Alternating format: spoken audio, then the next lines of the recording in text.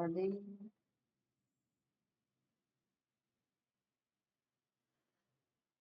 इस plasma frequency या plasma oscillations नाम से आपके पास क्वेश्चन आ सकता है। तो प्लाज्मा ऑसिलेशंस होते क्या हैं, देखो। Yes, if the electrons in plasma are displaced from a uniform background of ions, plasma में हमारे पास क्या है, बहुत सारे फ्री इलेक्ट्रॉन्स है एंड आयंस है। अगर किसी रीजन से इलेक्ट्रॉन्स जो है वो अपने बैकग्राउंड, मतलब जो आयंस बचे हुए हैं उन आयंस से थोड़ा सा डिस्प्लेस हो जाते हैं, हल्का सा। So electric field will be built up in such a direction as to restore the neutrality of plasma by pulling the electron back to their original position. ये यहाँ पे कहना चाह रहे हैं कि अगर जैसे आयन है, पॉजिटिव आयन, उसके साथ ही पहले इलेक्ट्रॉन था, लेकिन किसी रीजन से अगर इलेक्ट्रॉन जो है वो आयन से थोड़ा सा डिस्प्लेस हो गया, तो वहां पर इलेक्ट्रिक फील्ड बिल्ड हो जाएगी। और इलेक्ट्रिक फील्ड की डायरेक्शन होती है पॉजिटिव से नेगेटिव, और ये इलेक्ट्रिक फील्ड जो होती है ये इलेक्ट्रॉन पे फोर्स लगाएगी वापस पीछे की तरफ, क्योंकि इलेक्ट्रॉन के ऑपोजिट डायरेक्शन में फोर्स लगता है, जिस डायरेक्शन में मोशन होता है उनका। सो ये इलेक्ट्रिक फील्ड बेसिकली क्या काम कर रही है, ये एक रीस्टोरिंग फोर्स दे रही है। रीस्टोरिंग फोर्स क्यों दे रही है, क्योंकि ये वापस इसको आयन की तरफ ले जा रही है, सो दैट वापस ये वाली पिक्चर आ जाए और प्लाज्मा न्यूट्रल हो जाए। Because of their inertia, the electrons will overshoot and oscillate around their equilibrium position।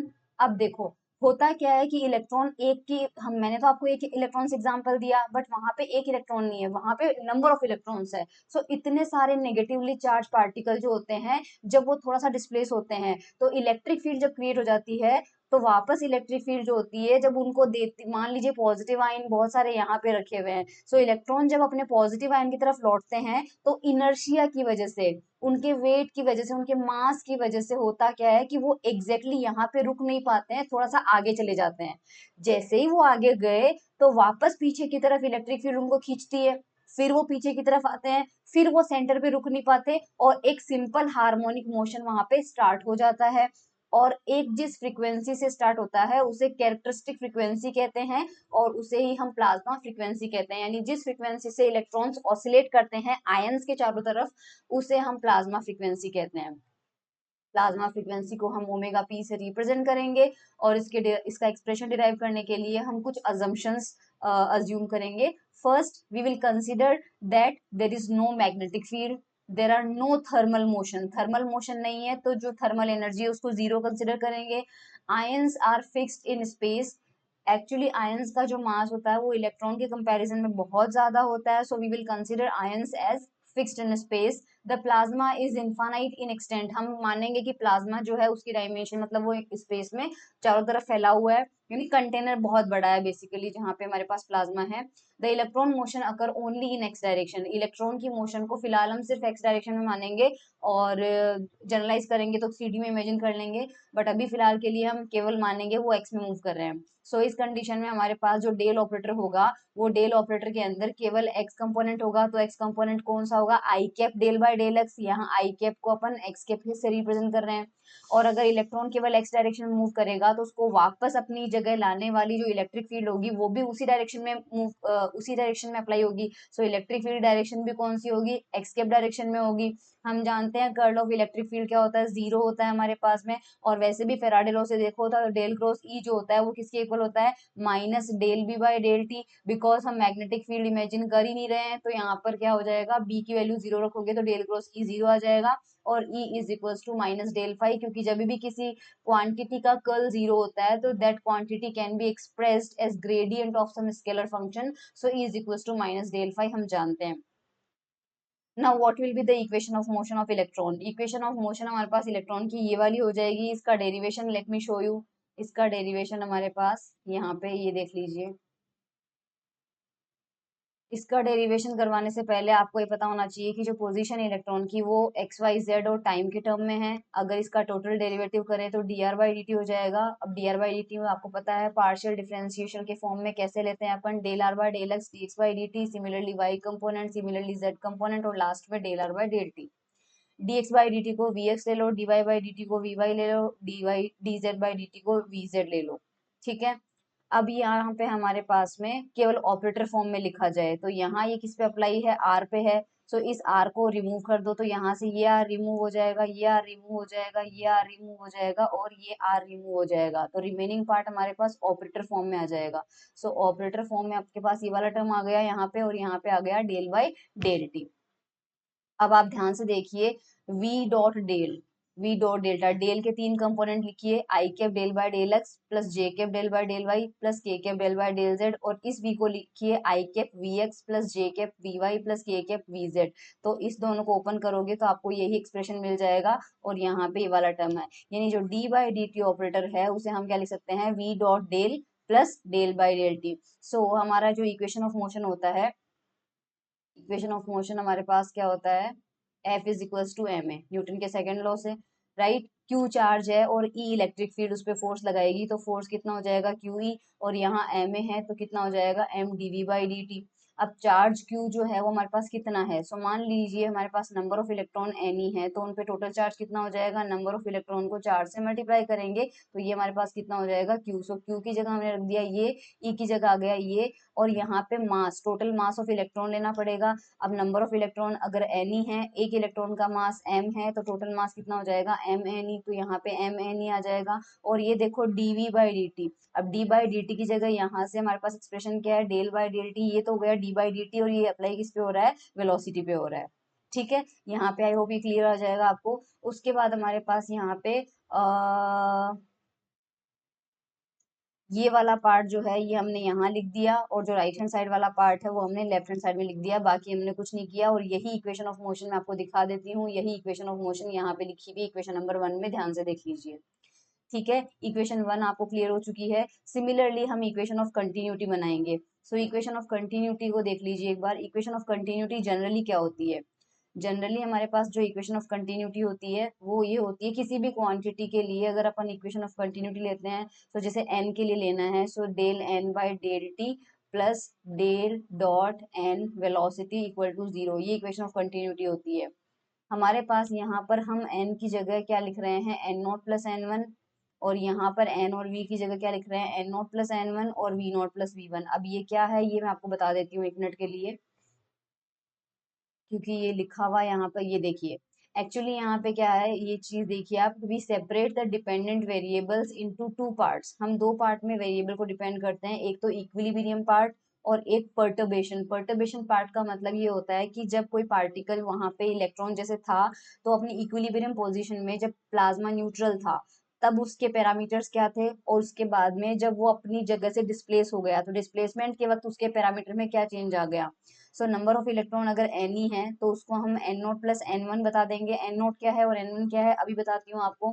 VE जो है वो V naught plus V one हो जाएगा, इलेक्ट्रिक फील्ड क्या है E naught plus E one हो जाएगा। ठीक है, now since we have assumed a uniform neutral plasma at rest before the electrons are displaced, electron के डिस्प्लेसमेंट से पहले इक्विलिब्रियम में हमने क्या बोला था कि प्लाज्मा न्यूट्रल है।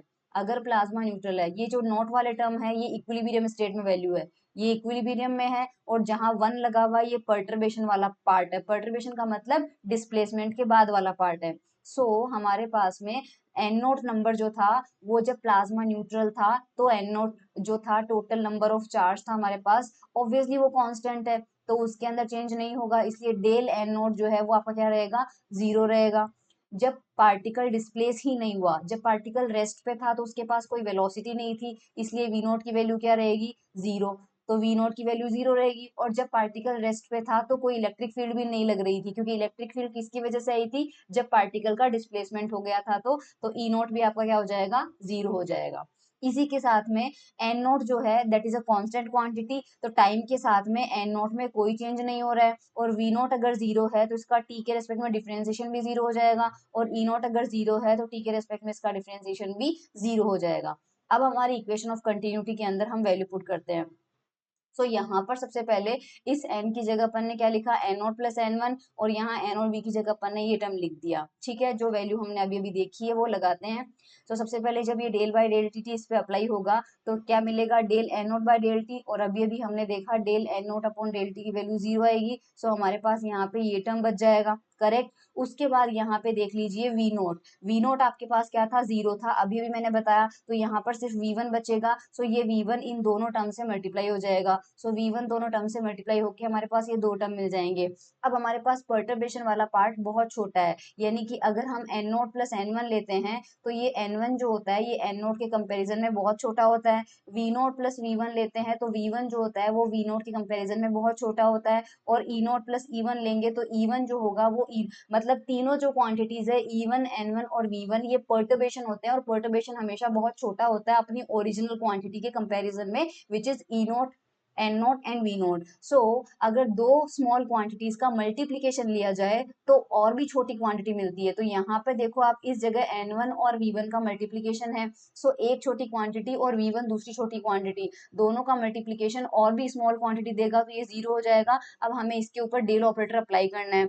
जब इसके ऊपर डेल ऑपरेटर अप्लाई करोगे तो डिफरेंशिएशन दो क्वांटिटीज का हो रहा है यहाँ पे। सो पहले एन नोट को कांस्टेंट करेंगे, वी वन पे अप्लाई कर देंगे, फिर वी वन को कांस्टेंट करेंगे, एन वन पे अप्लाई एन नोट पे अप्लाई कर देंगे। सो एक बार एन नोट को कांस्टेंट करा, वी वन पे अप्लाई कर दिया, फिर वी वन को कांस्टेंट करा, एन नोट पे अप्लाई कर दिया, और हमने अभी अभी दिखाया था मैंने, डेल एन नोट की वैल्यू आपके पास क्या थी, 0 थी। सो यहाँ से ये टर्म मिलेगा और यहाँ से आपको ये टर्म मिलेगा। सो इक्वेशन ऑफ कंटिन्यूटी जो है वो आपके पास इस फॉर्म में आ जाएगी। Now let me show you the equation of continuity, जो कि हमारे पास बन जाएगी, just a minute, equation of continuity हमारे पास ये रही। इक्वेशन ऑफ कंटिन्यूटी यहाँ पे देखो दिया हुआ है, इक्वेशन नंबर 5 पे हम पहुंच गए। इक्वेशन नंबर 5 जो है मैंने डायरेक्टली वहां तक आपको बता दिया है। इक्वेशन ऑफ कंटिन्यूटी ये हमने डिराइव कर लिया है ना, ये हमने डिराइव कर लिया है अभी। वैसे इक्वेशन ऑफ कंटिन्यूटी क्या होती है, यहाँ से शुरू किए थे, यहाँ से शुरू किए थे, एन ई को रखा N note plus N one, N इसको रखा N note plus N one, और इसको रखा V naught plus V one, और बाकी का डेरिवेशन मैंने आपको बता दिया। अब पाइसन इक्वेशन जो है वो हम देखते हैं, तो डेल डॉट ई जो होता है वो आपके पास कितना होता है, 4 पाई रो। वैसे हम जानते हैं कि डेल डॉट ई जो होता है वो अपन रो अपॉन एप्सिलॉन नॉट होता है, ये ऐसा यूनिट में होता है, रिमेम्बर है ना, ऐसा यूनिट में होता है।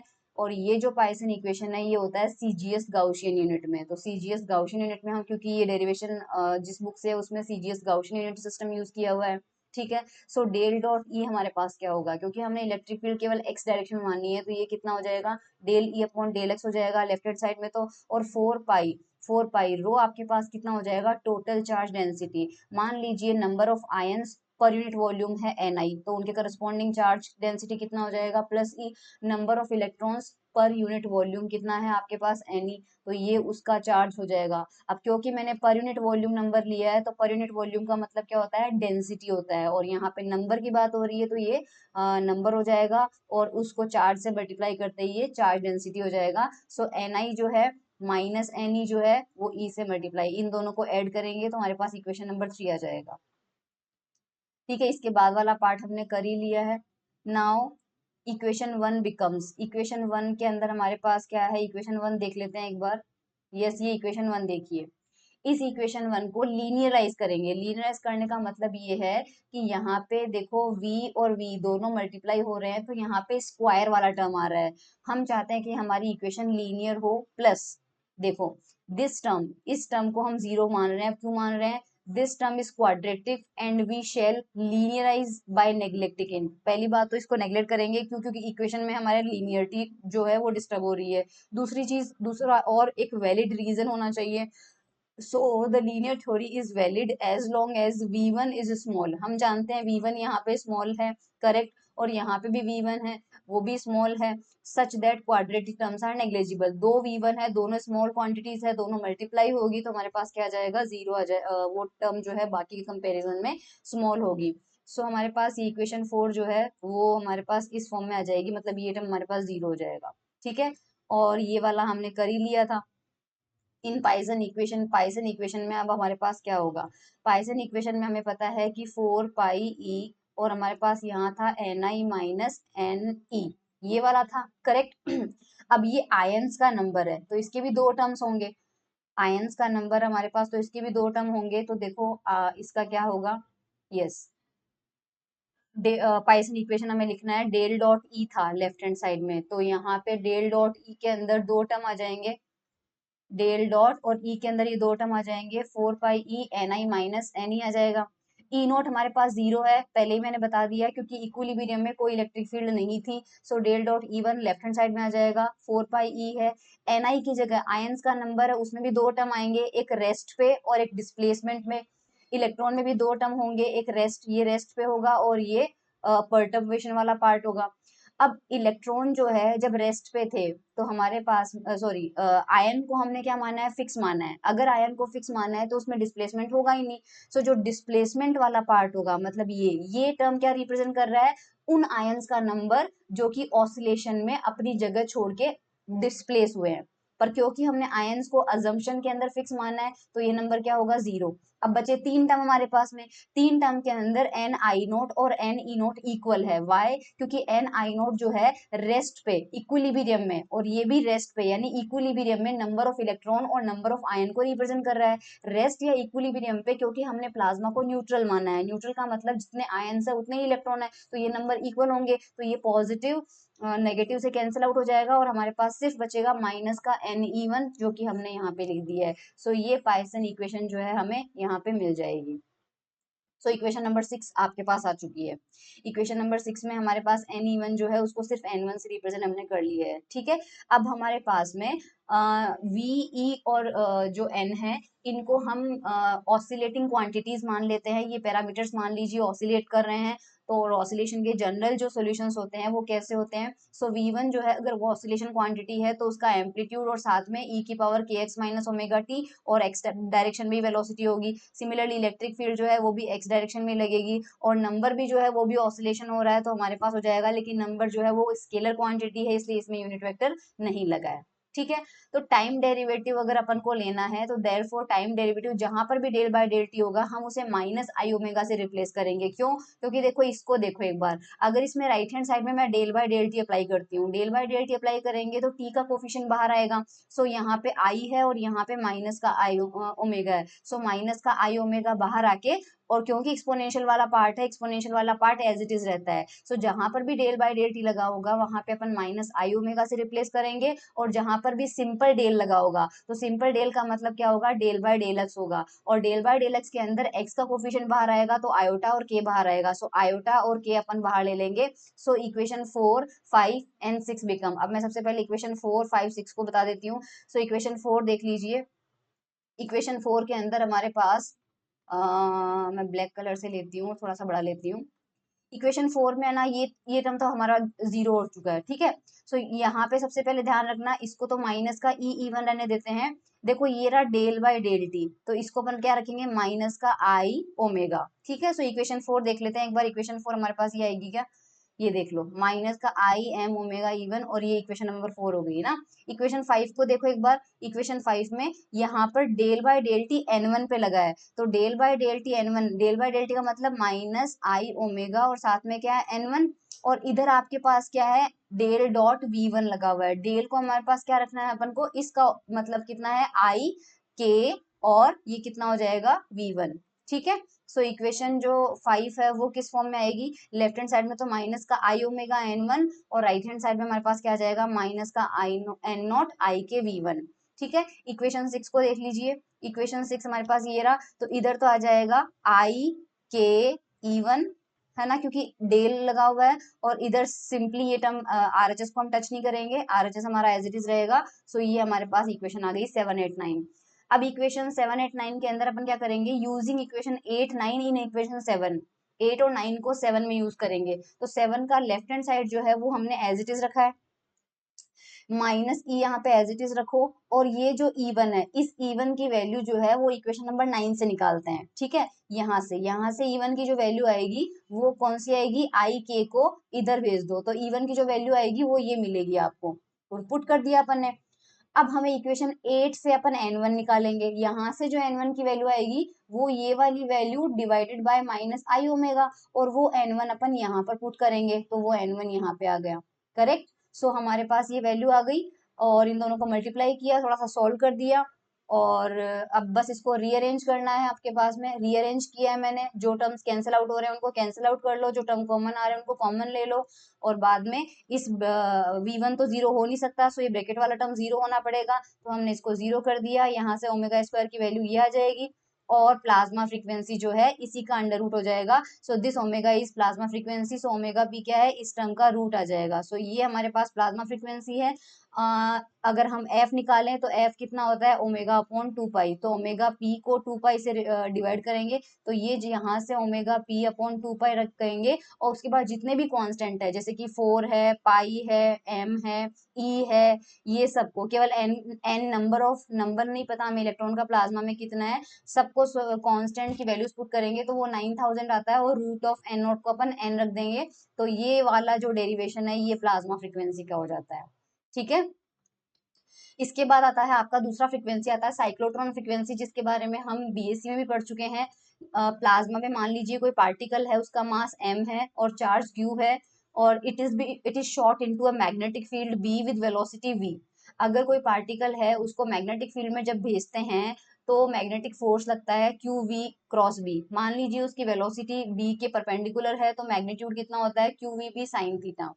अब इसमें केस वन, अगर मान लीजिए जो पार्टिकल है वो मैग्नेटिक फील्ड के पैरेलल एंटर करता है, यानी कि v पैरेलल टू b, तो उस कंडीशन में ये वैल्यू जीरो हो जाएगी और एफ एम जीरो हो जाएगा। तो पार्टिकल का जो पाथ होता है वो अनडिफ्लेक्टेड स्ट्रेट लाइन होता है। लेकिन अगर वो जो परपेंडिकुलर जाता है, यानी 90 डिग्री पे जाता है, तो उसपे मैग्नीट्यूड का कितना लगता है, क्यू वी भी लगता है। ठीक है। और इसकी वजह से वो डिफ्लेक्शन होता है और वो सर्कुलर पाथ में मूव करने लगता है।